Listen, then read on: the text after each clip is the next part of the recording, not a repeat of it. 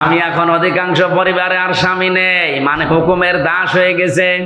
সব পরিবারে না, বহু পরিবারে আমি দেখেছি স্বামী আন্দাজে নামে আছে শুধু, অথচ স্বামীর যে মর্যাদা এ পৃথিবীতে নবীজি জানিয়েছেন। আল্লাহ বাদে যদি সেজদা দেওয়া জায়েজ থাকতো, মেয়েদের কানের কাছে মুখ নিয়ে বলতাম যে স্বামীর পায়ে সেজদা দাও। এত মর্যাদা আল্লাহর পরে আল্লাহ যাকে দিলেন, সেই স্বামীকে আজ অনেকেই আছে গোলামের মতো ব্যবহার করে। গোলাম মার্কা স্বামী আছেন কারা? হাত তোলেন তো। এলাকা তো অনেক ভালো। নবী জানিয়েছেন পৃথিবীতে আমার কাছে তিনটা জিনিস খুব বেশি ভালো লাগে, একটা নামাজ, একটা সুগন্ধি, আর একটা মেয়ে মানুষ।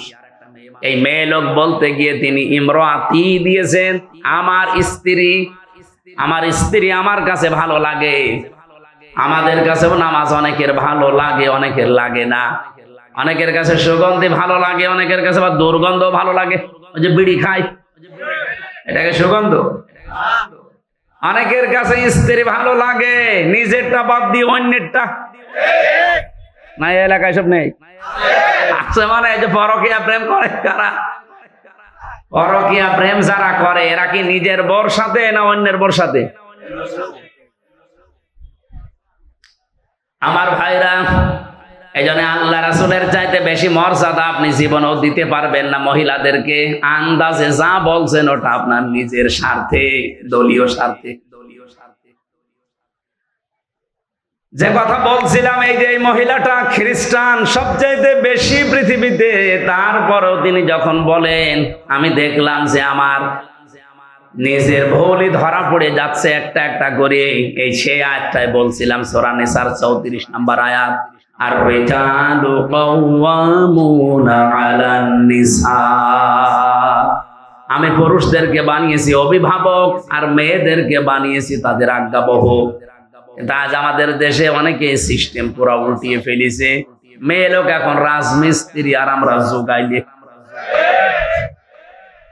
স্বামী এখন অধিকাংশ পরিবারে আর স্বামী নেই, মানে হুকুমের দাস হয়ে গেছে।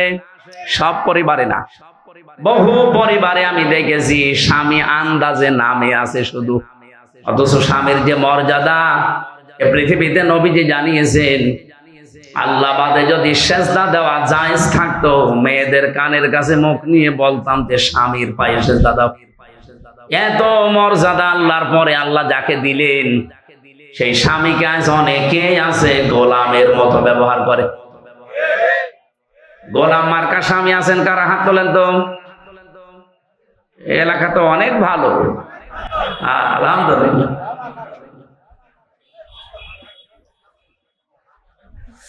আমার ভাইরা, বিশ্ব নবী যে জানিয়েছে এই পৃথিবীতে সবচাইতে বেশি আল্লাহ পাক খুশি হন ওই সময় যখন তিনি কোন ঘরে মেয়ে পাঠান, নারীকে দেন। কন্যা সন্তান যখন কোন ঘরে পাঠান তখন তিনি বেশি আনন্দ পান, খুশি হন। আমি যে কথা বলতে চাই আয়াত দিয়ে, বিশ্ব নবীকে আল্লাহ যদি সিবিয়ান না দিয়ে, রেজাল না দিয়ে সিবিয়ান দিতেন, আমরা তো আর কোরআন নিয়ে পড়ে থাকি না। যারা ভুল ধরার চেষ্টায় আছে অহরহ, তারা এই আয়াতি ভুল বের করতো যে মোহাম্মদ নাকি ছোট শিশুদের পিতা না। তাহলে এই যে তাহের, আবুল কাসেম, ইব্রাহিম, এগুলো কি? এরাও তো ছোটবেলায় মরে গেছে। আল্লাহ এমন শব্দ চয়ন করেছেন এই জায়গায়, সিবিয়ান দেননি, দিয়েছেন রেজাল।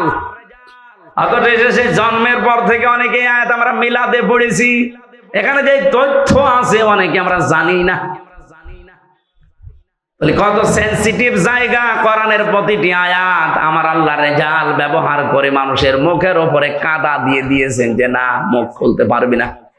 কোরআনের ব্যাপারে ভুল ধরা দূরের কথা, যালিকাল কিতাবু লা রাইবা ফীহ, এখানে ভুল তো দূরের কথা, সন্দেহের লেশ পর্যন্ত নেই। বলেন সুবহানাল্লাহ। আল্লাহ তাহলে রেজাল দিয়েছেন সিবিয়ান না দিয়ে। তিনি প্রাপ্তবয়স্ক কোন পুরুষের পিতা ছিলেন না দুনিয়ায়। পিতা ছিলেন শিশুদের। ছোট বয়সে তার ছেলেগুলো সব বিদায় নেয়। যতগুলো সন্তান তার দুনিয়ায় বেঁচে ছিল মুরব্বী পর্যন্ত হয়ে গেছে অনেকে, সেগুলো সব মেয়ে।